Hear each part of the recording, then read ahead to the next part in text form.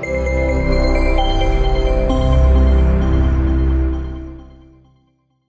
this is Dave Michels from TalkingPointz. I just wanted to share this interview with Patrick Dennis, but let me explain it first. So, I just got back from Dubai, the Gitex Global Conference.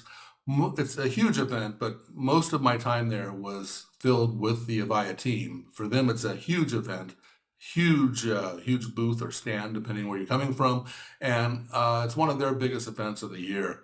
Avaya's done really well overseas. The premises-based and private cloud solutions are preferred by many large organizations, particularly international organizations. Particularly, a lot of them are based here, are based in Dubai, and but large parts of Asia and Europe continue to prefer private cloud solutions, and of course, large enterprises continue to prefer private cloud solutions. So, a big event for them here. Also attending the event was Patrick Dennis. Now, I've met Patrick Dennis, the new CEO of Avaya, before. I met him in Denver over the summer, and he was at this conference, and he was very accessible. He met with analysts at the Avaya offices. We had a very comfortable and long interactive session. Really appreciated that. But he also did, which I'm going to share with you here, a main stage interview at Gitex, and I thought it was a really good interview. It's pretty short, and you can get a sense for who he is. And so, now my impressions of Patrick is he's very sincere.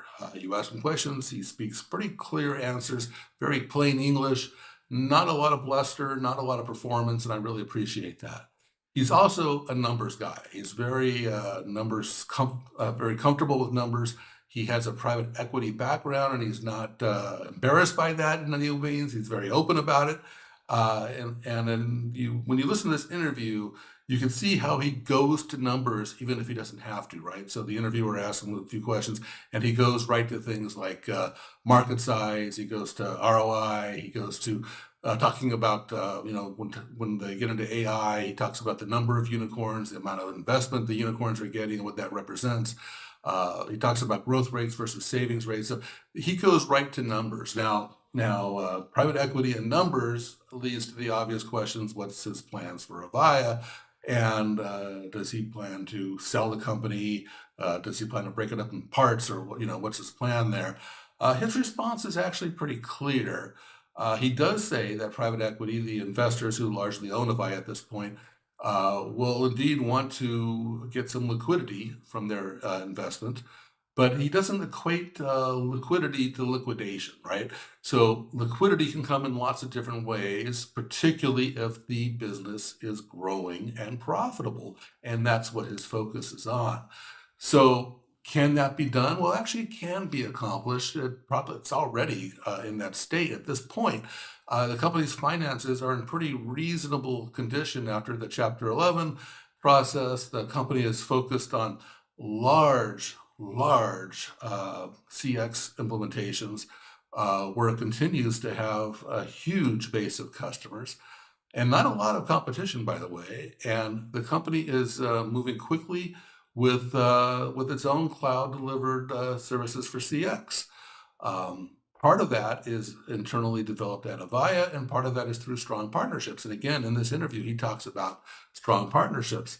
But they just recently announced their strengthened partnership with Verint, cloud-to-cloud integration, bringing all of Verint's bots to their solution. They have a huge base, huge overlap with Verint customers. Cognigy was actually in the booth. They're a Magic Quadrant conversational AI leader. And they're not just reselling Cognigy, it's fully, tightly integrated to the Avaya solution. So it's a very clean solution. So you got Cognigy, you got Verint. You see, we're also showing off Journey. They call it Journey workflows, but they don't mean just the product journey or company journey. They're showing this whole workflow that included in that process customer validation, authorization, and authentication. That's what the word I want. And so they're using Journey for that. So again, he talks about partnerships in this short interview. But they're also making pretty steady progress on their own cloud solution, what they're calling AXP or Avaya Experience Platform.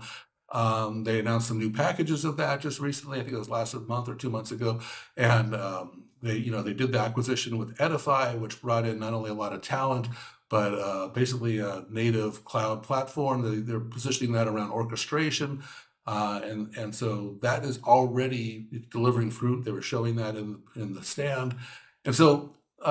Without any further ado, I want you to get to meet Patrick himself in this short interview, and thanks for watching. Onto the stage, Patrick Dennis. He is the CEO of Avaya, who would be interviewed by Jane Witherspoon. She is a Euronews UAE presenter. So can we give them a very nice warm round of applause, please? Thank you.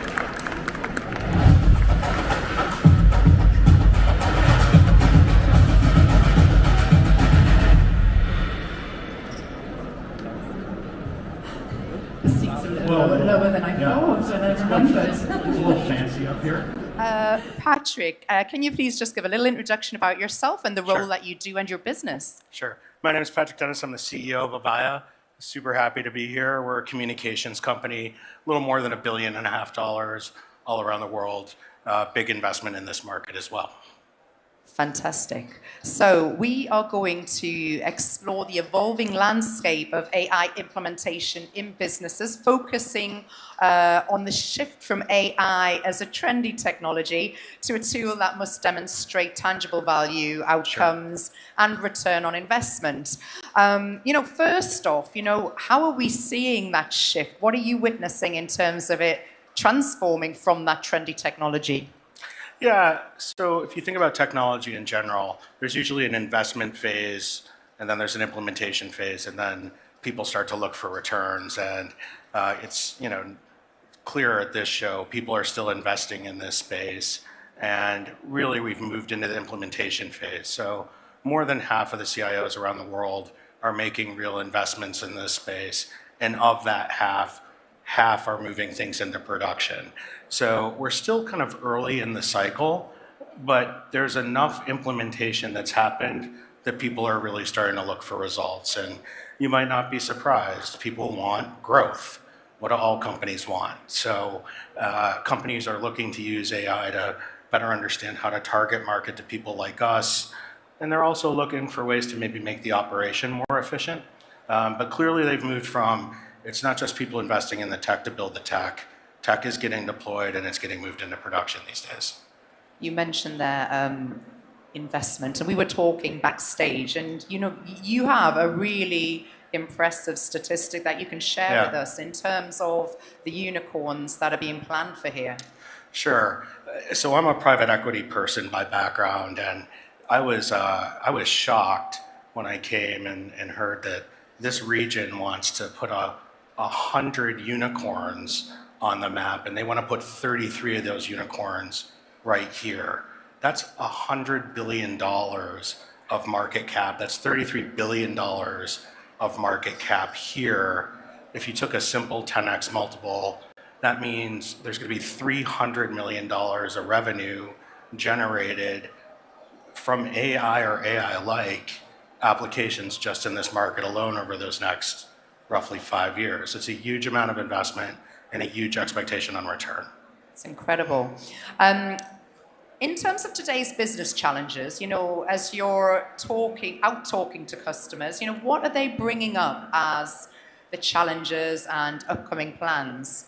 Yeah, so our business is really focused on customer experience. So think about the last time you booked a flight or made a hotel reservation, or you might do a staycation, right? And so if you do that, you'll do that online.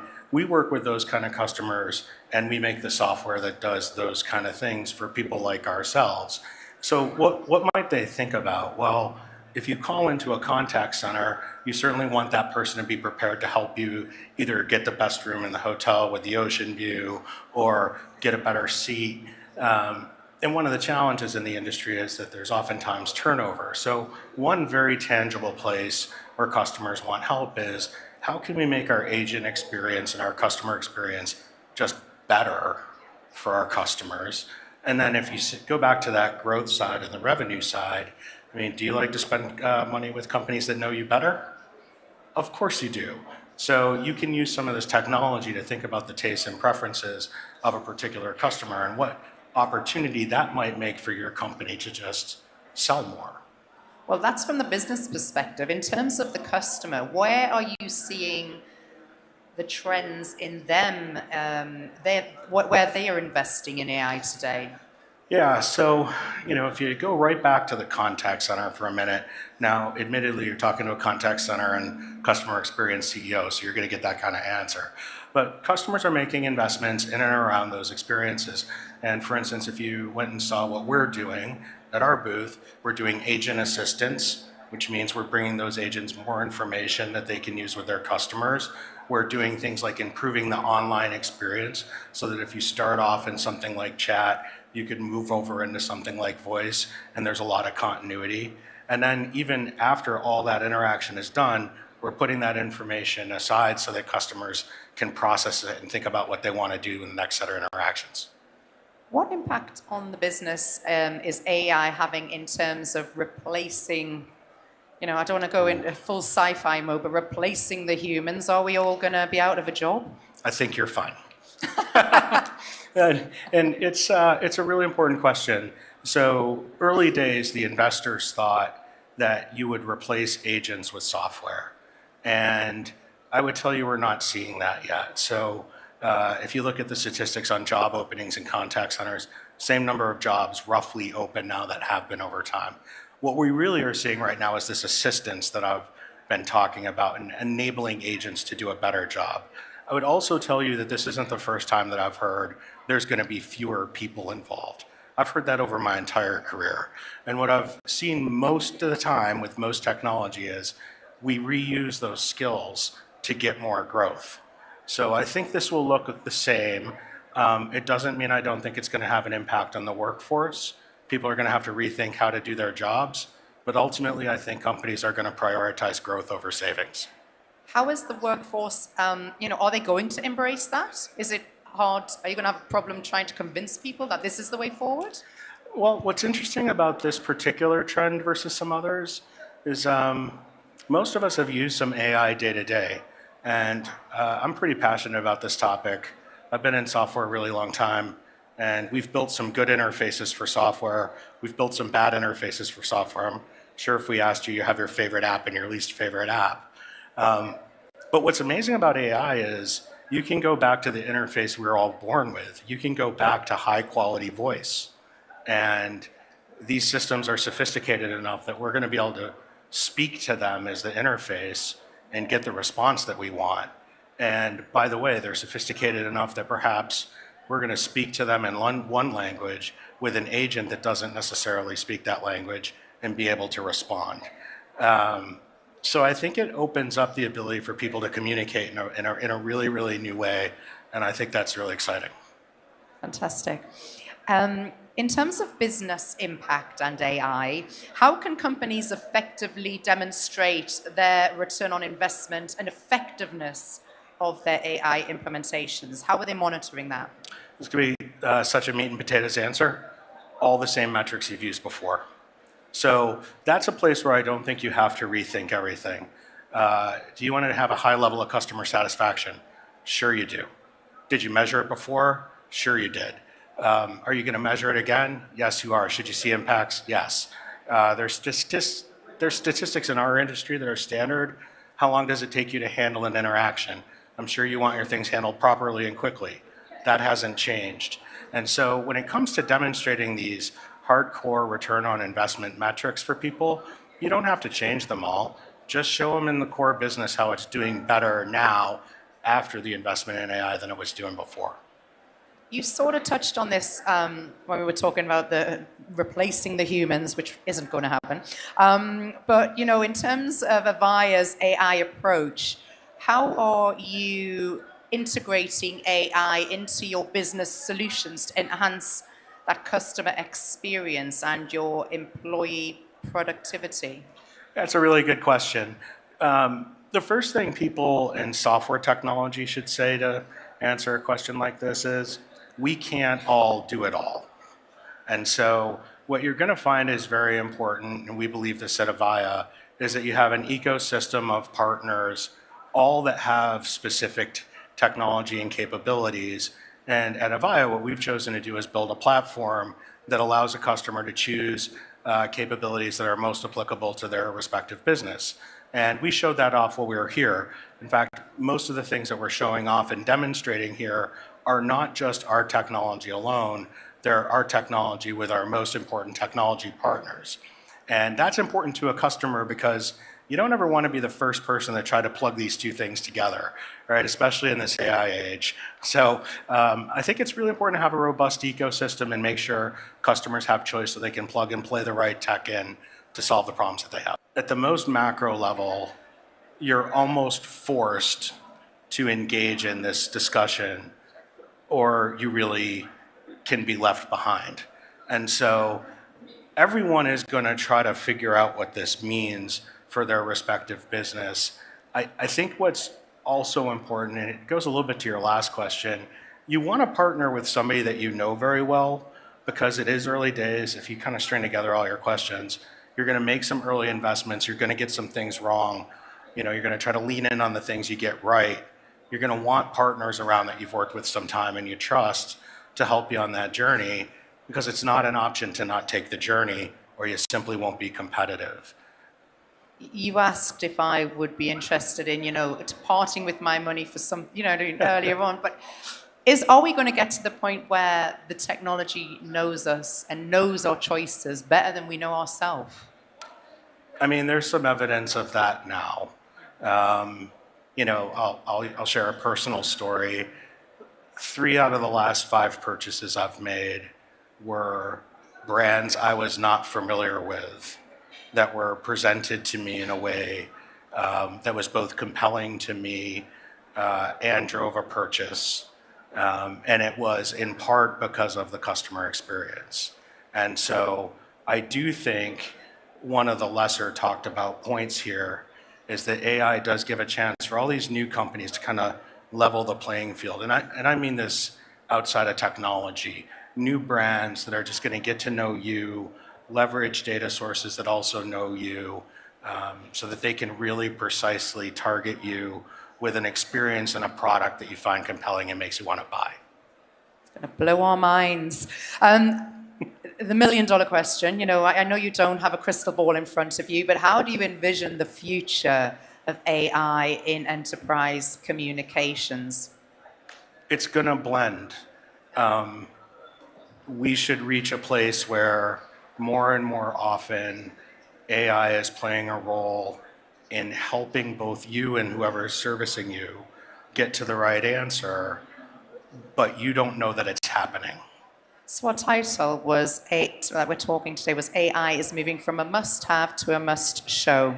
Yeah. What is going to be the biggest change we're going to see then in the next 1 to 2 years? Back to the core business metrics, you should see 2 things. We should see growth and we should see efficiency.